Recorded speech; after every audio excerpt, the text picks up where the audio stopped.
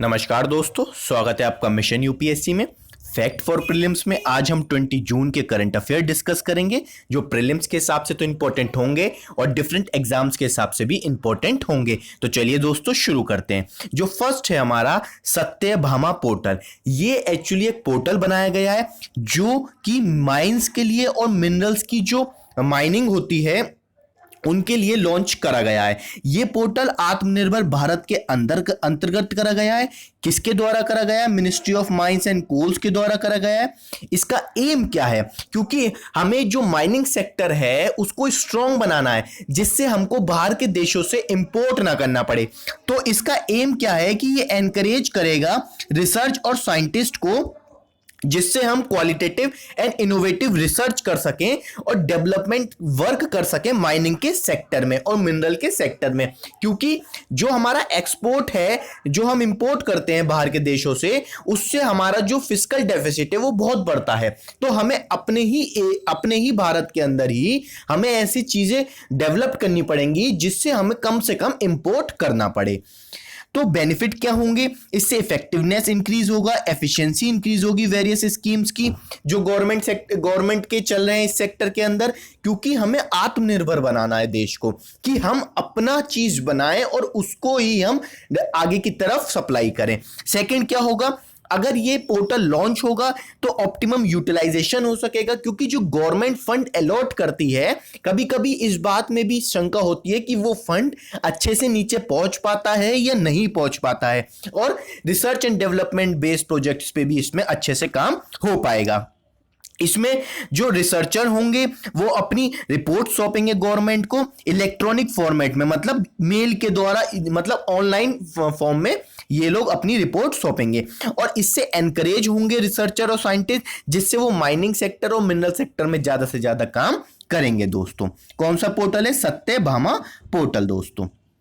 ठीक है, last point भी यही है कि अच्छे से यूसेज हो पाएगा जो हमारे पास मिनरल रिसोर्स है, कंजर्वेशन है। क्योंकि ये माना जाता है कि जो हमारे पास मिनरल्स हैं दोस्तों, जो माइंस हैं, कोल है, वो हमारे पास सबसे लो कैटेगरी का है। तो हमको आगे की तरफ बढ़ना है कि हम उसी लो कैटेगरी में अच्छा से उसका यूटिलाइजेशन कैसे कर सकते हैं और अपने मिनरल्स को और माइंस को हम कंजर्व कर सकते हैं। ठीक है दोस्तों, नेक्स्ट न्यूज है डिस्ट्रिक्ट लेवल खेलो इंडिया सेंटर। ये एक डिस्ट्रिक्ट लेवल पे जो खेलो इंडिया, मतलब हमारी जो गवर्नमेंट है दोस्तों, जो मिनिस्ट्री है हमारी स्पोर्ट्स मिनिस्ट्री, उसने ये लॉन्च करा है कि 1000 डिस्ट्रिक्ट लेवल पे खेलो इंडिया सेंटर लॉन्च करेगी, जिससे जो हमारे पास्ट जो चैंपियंस हैं वो एंगेज होंगे स्पोर्ट्स की ट्रेनिंग देने में। इसका एम क्या होगा कि अच्छे से एक्सपर्टाइज हो पाएगा, जो हमारे चैंपियंस स्पोर्ट्स लीड पर्संस हैं वो ग्रासरूट लेवल पे ट्रेन कर पाएंगे एथलीट्स को और इंश्योर कर पाएंगे सस्टेनेबल सोर्स ऑफ इनकम।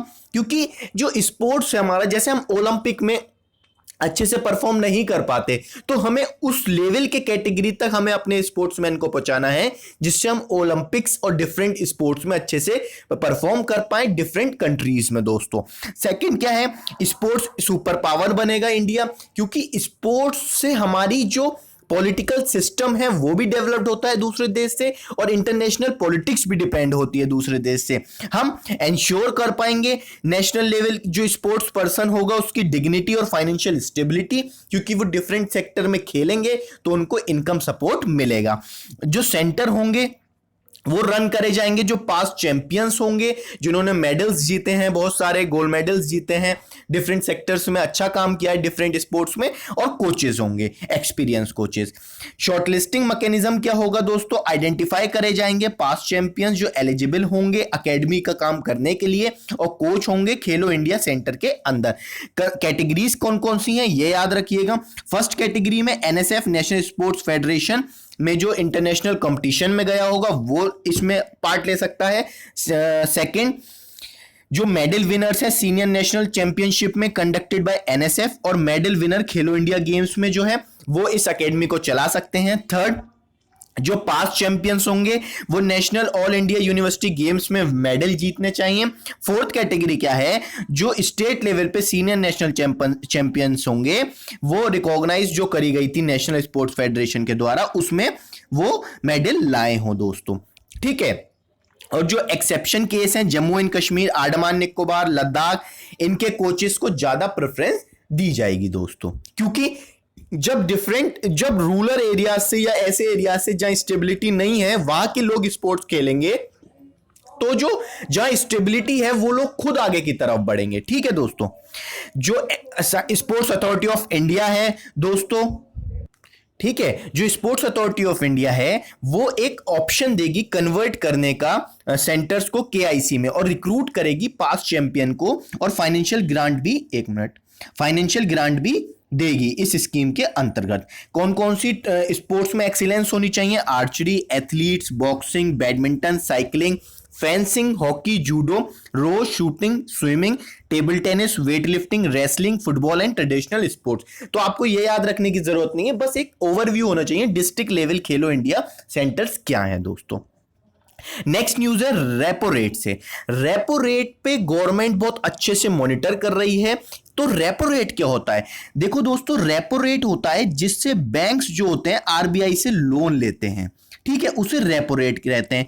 ये तब करा जाता है आरबीआई के द्वारा, इसको बढ़ाया या कम तब करा जाता है जब आरबीआई को लिक्विडिटी बढ़ानी होती है मनी की। मतलब जैसे अभी 4.5 मान लीजिए रेपो रेट है, ठीक है, तो जो पर इंटरेस्ट पे मिल रहा है, तो अब जब बैंक होगा आरबीआई से इस रेट पर लोन लेगा दोस्तों, लेकिन आरबीआई से 3.5 कर दे तो बैंक्स ज्यादा लोन ले सकेंगे। अब ज्यादा लोन लेंगे आरबीआई से तो ज्यादा मनी सप्लाई भी होगा कंट्री के अंदर, मतलब बैंक से जो बिजनेसमैन हैं और जो बड़े लैंड होल्डर्स हैं वो लोन लेंगे तो अच्छे से सप्लाई हो पाएगा। तो आरबीआई रेपो रेट को बढ़ाती तब है जब उसको लिक्विडिटी कम करनी होती है, और घटाती तब है जब उसको लिक्विडिटी बढ़ानी होती है।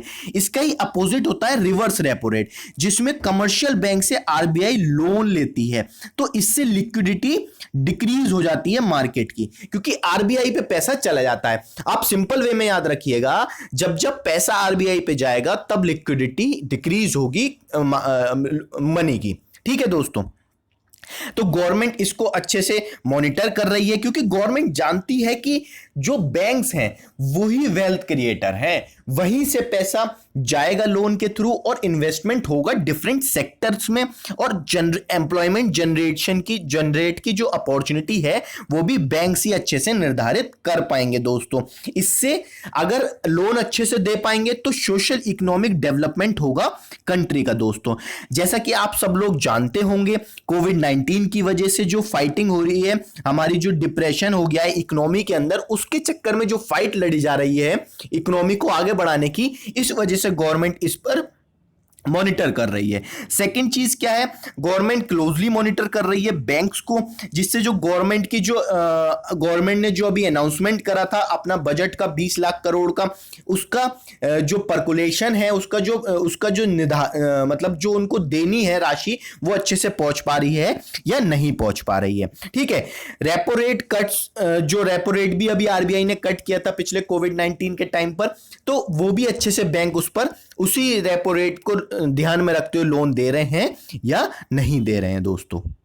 ठीक है, वही बात लास्ट में लिखिए, जो गवर्नमेंट ने अपना 3 लाख करोड़ का जो कोलेटरल फ्री ऑटोमेटिक लोन दिया है डिफरेंट बिजनेसेस को, एमएसएमईज को, वो अच्छे से जा पा रहा है, पर्कुलेट हो पा रहा है इकोनॉमी के अंदर या नहीं हो पा रहा है। ठीक है, अब इसमें कहा जाता है कि जो गवर्नमेंट है वो क्या कर सकती है, गवर्नमेंट वन टाइम रिस्ट्रक्चरिंग कर सकती है लोन की, कि वो इफेक्ट ना करे डिफरेंट सेक्टर को, जैसे टूरिज्म, मतलब जो लोन है उसको स्ट्रक्चर कर दे जिससे आसानी हो लोन देने में और लोन को चुकाने में। ठीक है, तो aviation, entertainment, real estate, automobile, इन सब सेक्टर को कोई दुविधा ना हो दोस्तों। एक फॉर्मल कम्युनिकेशन बिठा सकती है गवर्नमेंट बैंकिंग सेक्टर के साथ, जिससे जो फियर है बैंकर्स के माइंड में कि हमारा लोन वापस आएगा या नहीं आएगा, तो एक फॉर्मल कम्युनिकेशन कर सकती है। और ये जनरेशन की नीड है कि हमको पैसा इन्वेस्ट करना पड़ेगा, तभी पैसे की सप्लाई आगे की तरफ बढ़ेगी, और जो लेबर है और लीगल लैंड रिफॉर्म्स हैं इंडस्ट्री के, वो कॉम्पिटिटिव मार्केट में आ पाएंगे दोस्तों। नेक्स्ट न्यूज है, मेमोरेंडम ऑफ अंडरस्टैंडिंग साइन हुआ है micro credit facility for street vendor दोस्तों। ठीक है, इसमें क्या है, अब पीएम स्वनिधि योजना स्कीम। समान निधि का मतलब है स्ट्राइविंग फॉर आत्मनिर्भर भारत दोस्तों। इसमें स्ट्रीट वेंडर्स को लोन दिया जाएगा। कैसे, मैं आपको बताता हूं। मेमोरेंडम ऑफ अंडरस्टैंडिंग साइन हुआ है ministry of housing and urban affair और सिडबी के बीच दोस्तों। सिडबी की फुल फॉर्म है small industry development bank of India. इसका एम क्या है कि आत्मनिर्भर भारत को बूस्ट करे और लोन दे, क्रेडिट दे स्ट्रीट वेंडर को जो अक्रॉस द कंट्री फैले हुए हैं दोस्तों।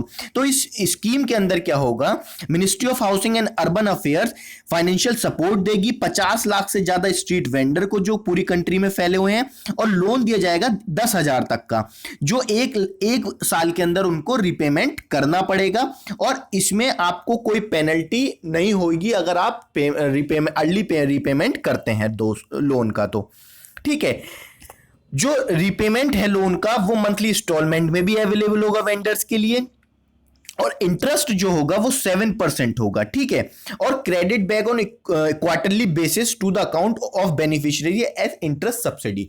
इंटरेस्ट सब्सिडी भी उनको दी जाएगी, मतलब ब्याज की छूट दोस्तों। ठीक है, जो ये मैनेज करा जाएगा वो सिडबी के द्वारा करा जाएगा। सिडबी में भी एक एंटरप्राइजेज है, credit guarantee fund trust for micro small enterprises. ये इसको मैनेज करेगी कि अच्छे से लोन कोलेट्रल फ्री क्रेडिट मिल पाए और इस स्कीम का पालन हो पाए दोस्तों। क्योंकि जो लोकल वेंडर्स हैं वो डिफरेंट एरियाज में सप्लाई करेंगे, और कोविड-19 की वजह से उनका जो व्यापार था, उनका जो स्मॉल व्यापार था, वो अच्छे से आगे की तरफ नहीं बढ़ पाया। तो हमको उनको पैसे देने हैं जिस हिसाब से वो पैसा अपने बिजनेस में इन्वेस्ट कर सकें। नेक्स्ट न्यूज है, India to be UNSC president for August 2021। India ने सिक्योर करा है 184 वोट्स 192 में से, और नॉन परमानेंट मेंबर का 2 साल के लिए यूएनएससी का मेंबर रहेंगे। टर्म क्या होगी, 1 जनवरी 2021 से टर्म स्टार्ट होगी। नॉर्वे, केनिया, आयरलैंड, मैक्सिको, ये भी नॉन परमानेंट मेंबर्स में 2 साल के लिए इलेक्ट हुए हैं दोस्तों। अब यूएनएससी की बात करते हैं। ये इसमें क्या होता है, system of rotation of presidency among the UN member. जो यूएन के मेंबर्स हैं उनके बीच में रोटेशन होता है प्रेसिडेंसी का। अब यूएन के 5 परमानेंट मेंबर्स हैं और 10 नॉन परमानेंट मेंबर्स हैं, तो ये 15 टोटल मेंबर्स हो गए दोस्तों। ठीक है, इंडिया को प्रेसिडेंसी मिली है अगस्त 2021 से, और अगेन इन द ईयर 2022 दोस्तों। इंडिया लास्ट बार कब नॉन परमानेंट मेंबर बना था, 2011-12 में दोस्तों। ठीक है, अब यूएनएससी क्या है, ये इंश्योर करती है पीस एंड सिक्योरिटी वर्ल्ड के अंदर। यूनाइटेड नेशन सिक्योरिटी काउंसिल इसका फुल फॉर्म है। ये 1945 में फॉर्म करी गई थी। इसके 15 मेंबर स्टेट हैं। 5 परमानेंट मेंबर कौन कौन से हैं, USA, France, China, Russia and United kingdom. ठीक है, ये परमानेंट मेंबर्स पे वीटो पावर है, मतलब अगर इन 5 में से किसी बिल पर, किसी बात पर एक ने भी अपनी असहमति दे दी तो वो बिल पास नहीं होगा। ये होती है वीटो पावर, जैसे चाइना इंडिया के लिए करता आया है। ठीक है, 10 नॉन परमानेंट मेंबर्स हैं इसमें। जो ऑथराइज्ड बॉडी होगी यूएन की, वो बाइंडिंग रेजोल्यूशन भी इशू कर सकती है अगर जो काउंसिल के मेंबर हैं उस रेजोल्यूशन में वोट कर देते हैं, तो एक बाउंडिंग रेजोल्यूशन भी ये पास कर सकती है यूनाइटेड नेशन सिक्योरिटी काउंसिल दोस्तों। नेक्स्ट न्यूज है, scheme to be subsumed under Garib Kalyan रोजगार योजना। इसमें क्या है दोस्तों, ये एम करेगी जो इकोनॉमिक इफेक्ट पड़ा है हमारे रूरल पार्ट्स को कंट्री के ड्यू टू कोविड-19 और डिफरेंट चीज़ों की वजह से, तो उसको अच्छे से फिर से डेवलप कर पाएगी, जिससे जो उनका डेवलपमेंट है और लाइवलीहुड स्ट्रक्चर है रूरल सिटीजन का, वो अच्छे से आगे की तरफ बढ़ पाए। इसमें क्या होगा, जो 6.7 million migrate worker across 6 state, 6 राज्यों के अंदर 116 डिस्ट्रिक्ट्स में जो 6.7 मिलियन माइग्रेट वर्कर्स आए हैं, उनको ये स्कीम के अंतर्गत रखा जाएगा, और इस स्कीम को 25 स्कीम के साथ मर्ज करा जाएगा। इसमें क्या है, house construction, save water drinking through tap connection, ये सब चीजें इनको मुहैया कराई जाएंगी। और बजट क्या है, ये रिलीफ पैकेज जो गवर्नमेंट ने डिक्लेयर करा था 20 ट्रिलियन का, उसके अंतर्गत है ये। ठीक है। और ये 2020 और 21 के बजट में भी था। इसमें से सेपरेट करे जाएंगे 40,000 करोड़ जो जॉब क्रिएशन रूरल सेक्टर के लिए होंगे, क्योंकि फिर से मैं आपको वही बात कहूंगा कि रूरल सेक्टर को हमें आगे बढ़ाना है, जिससे वो अर्बन सेक्टर के साथ कंधे से कंधा मिला के काम कर सकें और वो सारी टेक्नोलॉजियां जान पाए जो अर्बन सेक्टर और हाईली मेट्रोपॉलिटन सिटीज में पता है दोस्तों। ठीक है, तो ये गरीब कल्याण पैकेज है, इसमें farmers, women, Jan Dhan holders, MNREGA, इन सबको इसके अंतर्गत रखा गया है। ठीक है दोस्तों, तो इसमें यह बात कही गई है जो 25 स्कीम है वो इस स्कीम के अंदर मिला दी जाएंगी टुगेदर अंडर द गरीब कल्याण योजना। तो इसमें इस बात को कहा गया है कि 5.29 करोड़ बेनिफिशियरी होंगे। इनको डिस्ट्रीब्यूटेड फ्री राशन दिया जाएगा अंदर प्रधानमंत्री गरीब कल्याण अन्न योजना, जो अभी गवर्नमेंट ने डिक्लेयर करी थी लॉकडाउन के टाइम दोस्तों। 97.8 लाख फ्री उजाला सिलेंडर्स दिया जाएगा। 2.1 लाख को ईपीएफओ का जो बेनिफिट है वो मिलेगा दोस्तों, और 14,000 करोड़ रुपए ट्रांसफर करे जाएंगे 7.47 करोड़ फार्मर के अकाउंट में पीएम किसान के इंस्टॉलमेंट के तहत दोस्तों। ठीक है, तो ये आज के हमने करंट अफेयर्स डिस्कस करे दोस्तों।